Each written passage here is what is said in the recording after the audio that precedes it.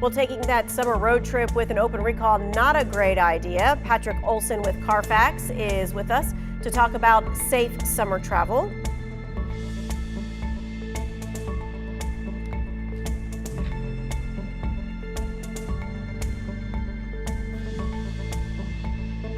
All right, we had a few technical difficulties, but guess what? Patrick Olson is here. Okay. Hey, Patrick, I don't think we can say it often enough that everyone needs to be checking for recalls, no matter how new or old their car is.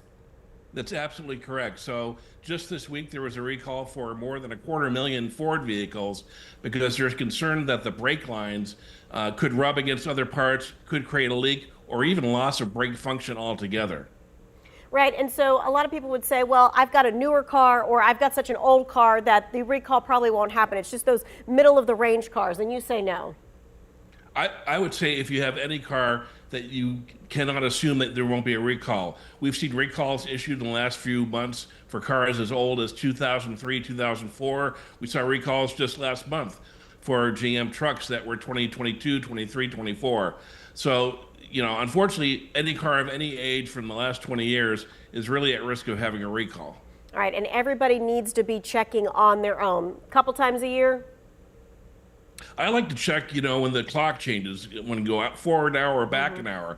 You can go to carfax.com/recall, plug in your VIN or just your license plate information, and we'll tell you for free. You can also check with the National Highway Traffic Safety Administration as well. All right. So you're a car expert. You're also a dad. You've taken a few road trips in your lifetime. You have a list of things that we should all have on hand. Some I've heard of before. Some were a little bit of a surprise. Yeah, so one, as with any trip, make sure you've got a first aid kit. It should have bandages in it. You should have baby wipes. Even if you don't have babies, those things are a godsend. Make sure you've got Tylenol if someone's got a headache. Have water on hand, both for, if someone's feeling ill or just to make sure you're hydrated on the trip. But one thing that a lot of people, I think, forget is bring your insurance card. Make sure it's easily accessible. I've had kids on trips come down with strep throat. And for the same reason, make sure you have your doctor's phone number on hand. Because sometimes, and I've fallen victim to this myself, I was on vacation, I left all of my medication back at home. And so I had to go to a nearby CVS and give them my doctor's phone number so I could get the medications that I needed.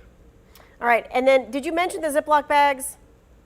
I did not. So okay. Two things you should think about, especially if you have very small kids. I once took one of my kids to Disneyland, and he had an unfortunate diaper accident, and we had to get him all new clothes, and we hadn't brought an extra set. That was a very expensive wardrobe change. Along the same lines, when you're on the open road and kids are starting to feel ill, having gallon-sized Ziploc bags, I'm telling you, is going to be your friend. You do not want to have that smell in your car for the next 300 miles. Yeah, and that's kind of like a gross thing to talk about and also a very realistic thing to talk about for sure. Yes. All right, my husband and I have a difference of opinion on this. I'm a real map person. He's a phone map person. Any recommendations on what you think about directions and such? Well, as much as I like to stand up for men whenever I can, in this case, he's terribly, terribly wrong.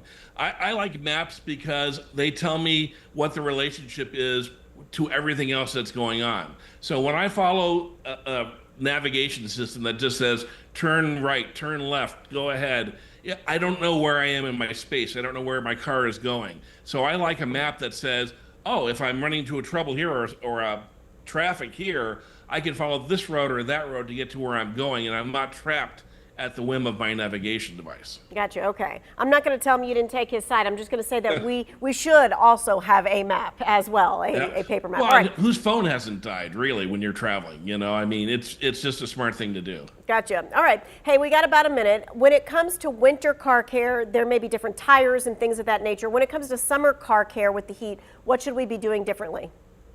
Well, we should be doing some of the same stuff, right? So get your tires checked to make sure that not only do they have enough air, but watch that tread. Hot roads and low tread is a bad combination. Have a mechanic check the coolant in your car, not only to see if you have enough, but to check the color. If it looks kind of milky or not as bright as it normally does, it might be time to get that coolant flushed. Check the AV system. Make sure that your compressor is working because you don't want, you and your kids to be stifled when you're traveling. And the last thing is you might want to do the oil change before you hit the road to make sure that you're going to have good, strong support for your engine on that long trip. All right. Well, we appreciate your time and expertise. As always, you have great info and you have funny insight as well, which makes it all the more real. So I appreciate it. Thanks so much for having me. Hey, if you missed any of this, you can find it later in the Two Wants to Know section of our website. We'll be right back.